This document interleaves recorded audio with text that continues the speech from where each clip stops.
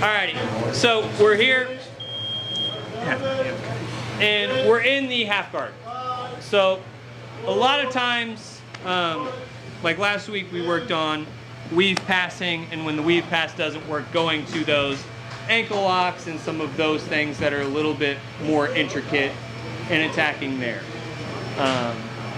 For today, we're also going to work a little bit of that and kind of adding to that leg lock game this week, because I want to continue to build those skill sets up, because for a lot of you guys, especially going to the Grappling Industries this weekend and stuff, you're seeing more and more of that leg lock game come into the mix. It's just part of the game. Love it, hate it, feel however you want about it. It is what it is. I can't change the way jiu-jitsu's going these days. It's jiu-jitsu. As much as Norm wants to fight it, that's the way the world's going. Did it not used to be that way? So leg locks for the longest time, I would say, correct me if I'm wrong here, early 2000s, like 2010-ish, were kind of viewed as dirty, I would say. You know, it's kind of like wrist locks, you know, where people are like, oh, you wrist lock or you foot or you heel hook. That's a dirty way to win. Like, a lot of people had that kind of technique. And then as ADCC grew in popularity and a lot of the ADCC guys started using them more, we're talking Dean Lister, help me out with some names here. Marcelo. Paulson was big. Polson, Marcelo, Garcia. Gary Tonin. There was a lot of guys that kind of in that early to mid 2000s started using them a lot, destigmatized it, then it started getting popular, and then in kind of the late teens into the early 2020s, it really kind of blew up with things like EBI,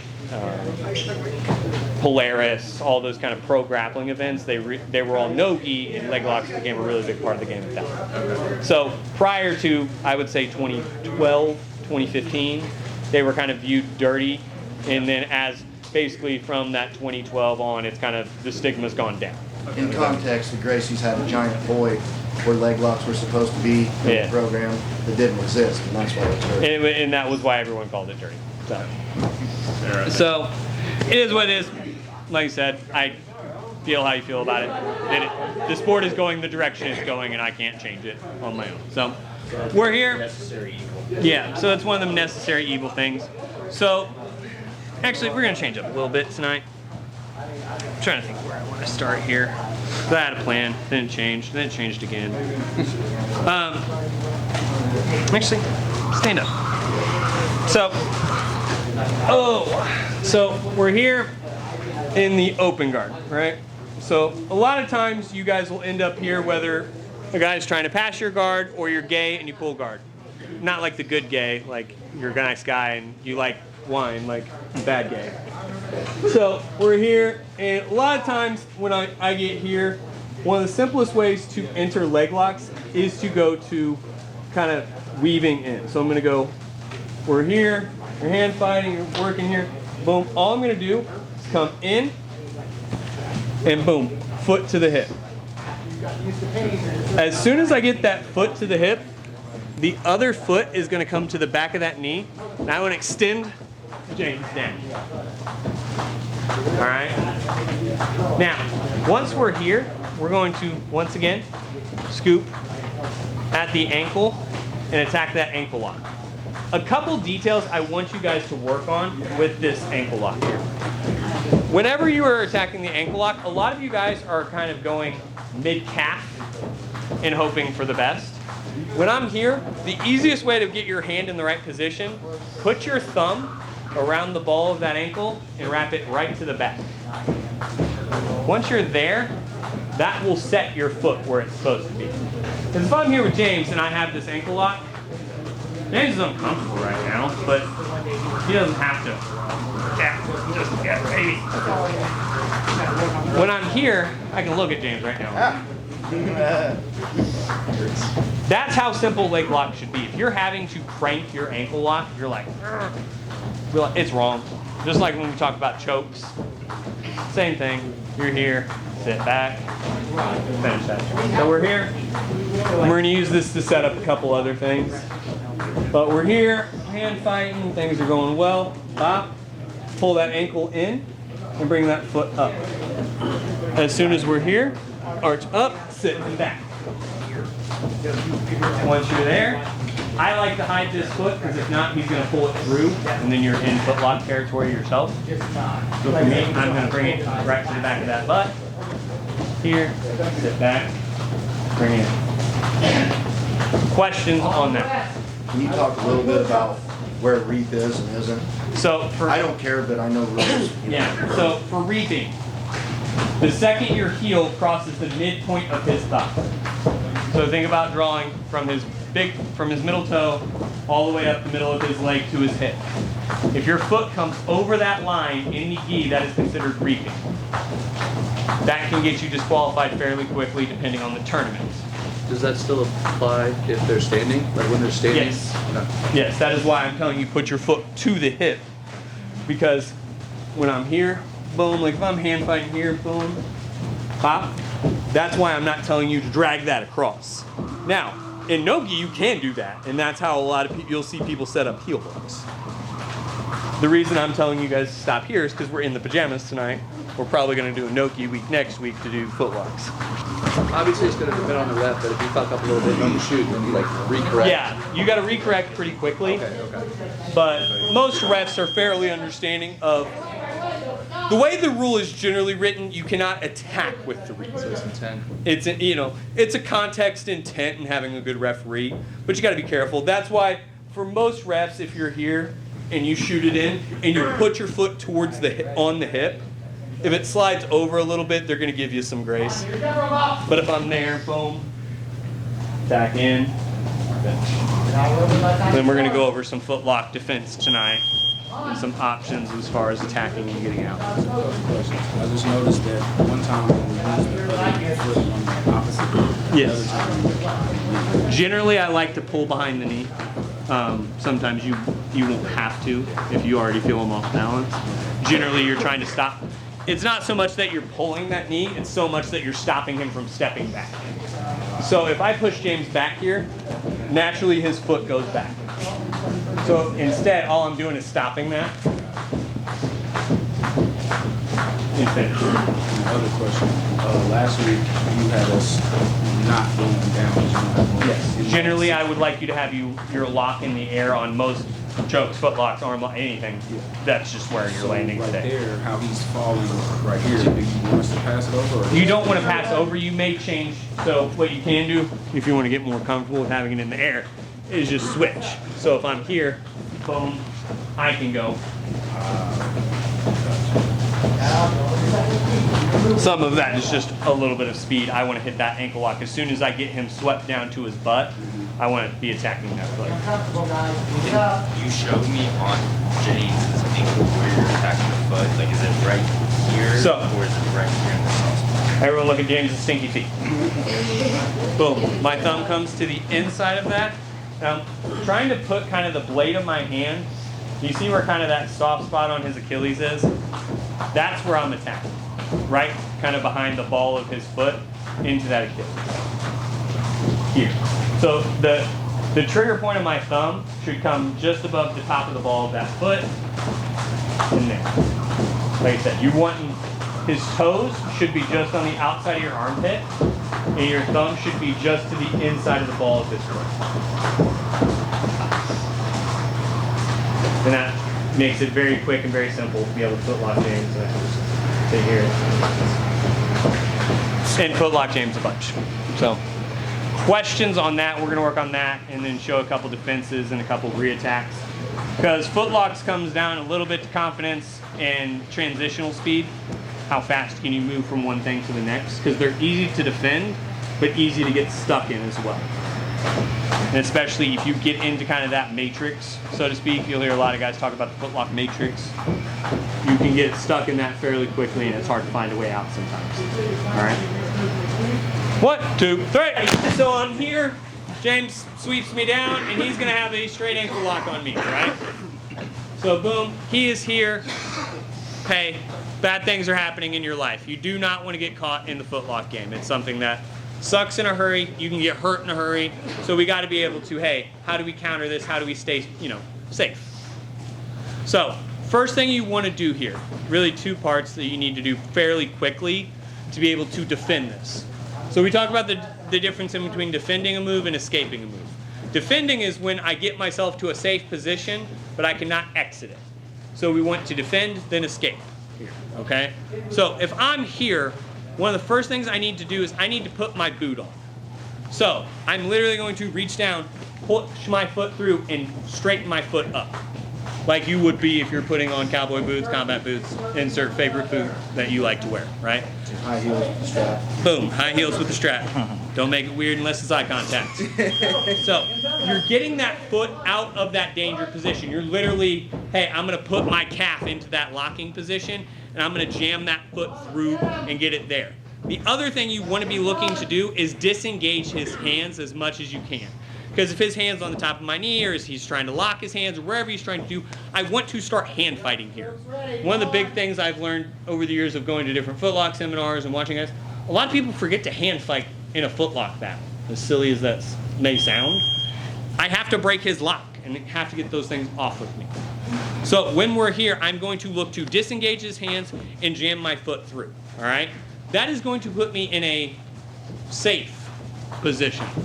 And I use safe colloquially. Like you're safe for the moment until he adjusts and tries to do other uncivilized things too. So when you're here, boom, I push that foot through and go there. My next thing I need to do is get my hips over his knees. So if I stay in between his knees, I'm going to be in trouble. There's no ifs, ands, or buts about it. If your leg is in between his knees, you have started a problem that you need to solve. So when we're here, my other hand, that's not hand fighting and trying to break locks and, you know, just kind of disturb him as much as I can, that other hand is going to go to the top of this foot. Hand goes to foot, and for lack of a better term, you kind of bunny hop your butt. Bop. Here. Now, you have a couple options as far as where you can go from here. For me, I very simply like to keep disengaging him off my feet, so I'm going to pull him in and try to just get back to full guard. Yeah, you may have gave up top position. Yeah, you may have gave up a point or two.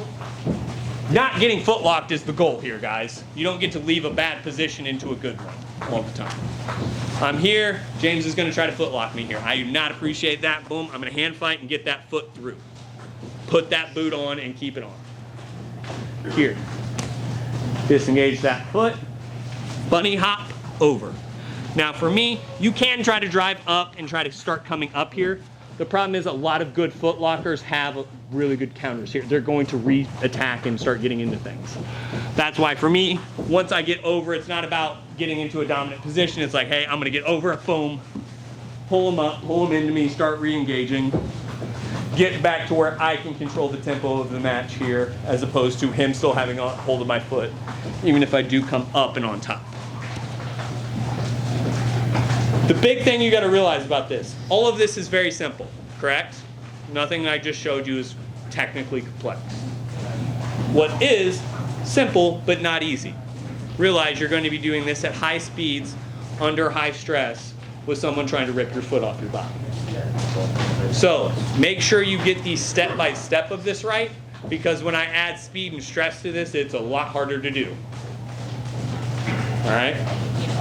We mentioned Yes. Everyone pick your feet up and do this.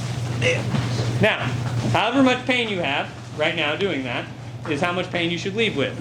Realize if you rip someone's foot off in the middle of my class, we'll roll live, I'll heel hook you, and you won't have a knee, and you get to sit out for 6 months and think about your mistakes in life. All right? So, we're here. Boom. James grabs my foot. Boom. He's not going to just go instantly crank and start cranking on my foot. I'm going to slowly apply pressure, and I'm going to get into hand fighting. Boom. A couple cheap things you can do that are really nice. One, I like to grab that collar because it gets control of his head. Gets me a little throat pressure, can get me a little just be dirty and mean sometimes in jiu-jitsu. That's what you need. But it also helps me here to get, you know, kind of re-attacked and re-engaged. But go slow on those first couple because you have to get the step-by-step on this right. So instead of the foot being under the armpit down, Yeah. where you can hop over, what if you're attacking the other side? Do you have to roll over, or is there different? So boom, James is here, foot's up in the air. Yeah. Boom, that's great. Boom, I'm gonna put my boot on. you know, either way, you're going to be able to hop over, whether your foot's up, foot's down. Generally, unless they have, there's some intricate positions that you can end up in. We'll cover at some point, not this moment, but for the most part, you should be able to hop over in most basic footlock positions. When you go to, excuse me, when you go to put that boot on, and you said you grab the gi collar. Yeah. No gi. What do you do? A collar You can tie, head or- scoop, you hand fight, grab hold of something that gives you a little bit of leverage. Okay. So for me, a lot of the times people in no-gi will come to this because they're trying to get any tact point they can because it's slippery, right? So if I'm there, I'll just grab here, I'll grab here, I would grab a hold of something, club, top hand, club, bottom hand post, right? Club something and get him, because the thing is, I have to be able to hand fight him. Because if he just starts going here and I just try to hop over, he's going to re-engage those feet and keep fighting this, right? So if I'm here, I have to disengage those hands, I have to get in here. Boom. Sometimes it is just get your foot out of dodge too. Like, you don't have to pull them on top. You can get that foot out. Get that foot out. Because guess what? Foot lockers are going to keep trying to foot lock you if they're in that gut once they enter that mode. That's what I tell a lot of you. It's like, hey, if you pull foot locks on me, that's great. We're going to enter the matrix together. I'm more than willing. All right. Other questions on this? I see the hand fight. Are you taking his hands apart? Hand fighting, just grabbing wherever you can. So for me, I'm going to just grab right at the top of that wrist and just trying to break that lock, break that grip, grab at the elbow, wherever you can. It's more tactical than technical. Hey, hand fight, control that head as much as you can and get over those hips. When you find yourself trying to maybe unclasp his hands with one hand and then hop the knee with the other hand? Yeah, that's exactly right. All right, drill her out. 1, 2, 3. I'm here. James tries to footlock me because he's a gay boy. Boom. Boom. I'm here, and I don't like any of this, right? So sometimes you're going to put the boot on. Boom. You're going to try to push this foot over. Boom. And James is not going to suck at jiu-jitsu, which unfortunately does happen. And all he's going to do is extend his feet and kind of rebite and get back to that ankle lock. And so you're going to be like, hey, Dustin, I've tried to do this shit a couple times, and we just end up still in this foot lock, right? That happens. So realize there are times where you got to re-attack in here. So one of the easiest ways I like to re-attack is go to the outside toe hold. See your rule set to see if this is legal for you. Because it will vary by tournament, by belt, and by gi versus no gi. But a lot of the times, this is becoming a more popular submission, so they're allowing it a lot earlier. Before it used to be brown and black belts only. Over the past couple of years, I've seen it at purple belt, and even more recently, I've seen it at blue belt. So it is something that's becoming more and more engaged in. So boom, I'm here. I don't like what's happening, right? That's great. Get my boot, get myself safe. But let's say I cannot escape here. All I'm going to look to do is I'm going to look to extend out, and I want to pull this foot out here. Now, obviously, I can re-attack ankle lock. We are in what is called a 50-50 position here. He has my foot, I have his foot. We can fight about it, right? One of the easiest ways I like to counter that is, though, boom, I put this boot on, and my hand is going to reach over. Oh, let's spin this way. For all the boys and girls who want to be on this side. So, we're here. James is trying to attack me. Boom, I get myself clear. I've got him turned to that little bit. All I'm going to do, this hand's going to come over and into here. My hand is going to come to the top of his foot. If you don't like feet, tonight's a bad night to hang out with me. I'm going to connect my pinky finger to his pinky toe. And I want to be grabbing the top half of his foot here. My hand's going to come through and grab my own wrist, almost like a Kimura lock. Now, once we get here, I'm trying to fold his pinky toe to his big toe, and I'm trying to jam his foot straight up his ass. For lack of a better way, sorry, that is the only way I can tell you to explain it. Boom. I fold that foot. James' foot just popped. Boom, there. But I'm also trying to bury it. Up his butt. Literally, heel to butt.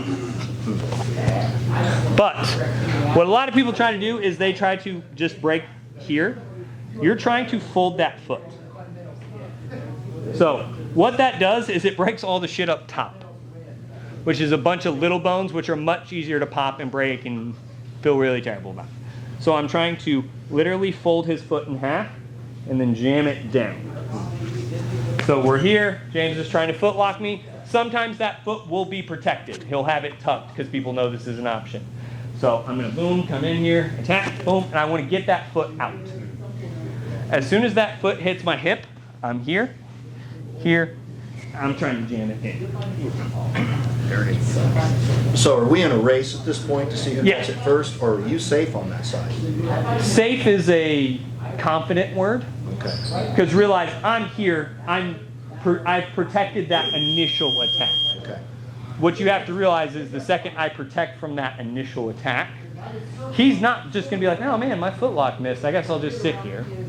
He's also going to re-attack here. He's going to start trying to change. A lot of times they're going to either change sides and try to start tucking this foot across, come here and start re-attacking, or they're going to start trying to footlock of their own. Like, realize, yes, you are safe in the moment, but not safe in the general sense of the word. Yeah, footlock race is a real thing. Like, you just sometimes end up in a race for a time. Questions on this? What does jamming it up the ankle? So it puts pressure on the ankle. So at that point, so when I'm here, I'm just going to grab James's leg. So when I'm here, this is I'm trying to break his foot. Like you can literally see where everything starts to separate here. I'm literally trying to fold his foot in half here. That is my entire, like you can physically see that I'm hoping, where his foot is folded. As I do that, I'm also going to go here, because that starts to drive my forearm through his ankle. So it starts to drive pressure there, and makes things hurt quite bad. So if you would like to feel it, feel free. I will feel like Would you? I noticed you said we put our boot on and then we scoot out. Does that put us right back in danger from where we just escaped from? No, because if you keep that boot on, it's going to be hard for him to do that without to foot lock you without readjusting. So like if I'm here, and let's say James has this foot protected, because often you want to hide your feet. If you were foot locking, hiding one of your feet is one of your best ideas. Because if not, you get foot locked back. Like that is why you'll hear me describe foot locks as protected versus unprotected. It's kind of like sex. You always want to be protected, right? So if I'm here, boom, this foot's protected at the moment. So boom, I'm gonna boom jam up, get that boot on, get myself here. Then I'm going to look to dig this foot out. Here, scoot, do whatever I can to get this foot unpacked, because then I can come in and start to attack. Yeah, because that's the foot you're hiding. Yes. So you're going under. Yeah, I'm back. trying to getting that thing out. I see However. that detail again. Yeah, so if James is foot locking me on this side, so that way this foot's protected. Boom. If I'm here, sometimes they'll have this foot across. If he's under. But if they're lazy, they'll have that foot across. But if he's smart, he'll tuck that under your butt. Yeah. So boom, I will jam that in, and I will get. I'm generally trying to force that to his butt, and then kind of arch it out. Okay, that takes the strength away when you shove Yeah. his heel in, and then you can pull it. Then once I'm here, boom, over, foot, fold, take it. Like I said, the difference will be if you guys can figure out that fold. A lot of people just try to drive that toe to the butt. Dean Lister showed me that. Fold. It will. Less effective. Still effective, but less effective. So think about, you ever seen those guys who roll those frying pans? Think about that. I'm trying to roll that foot like that frying pan. And bend it in half. All right? Drill her out. 1, 2, 3.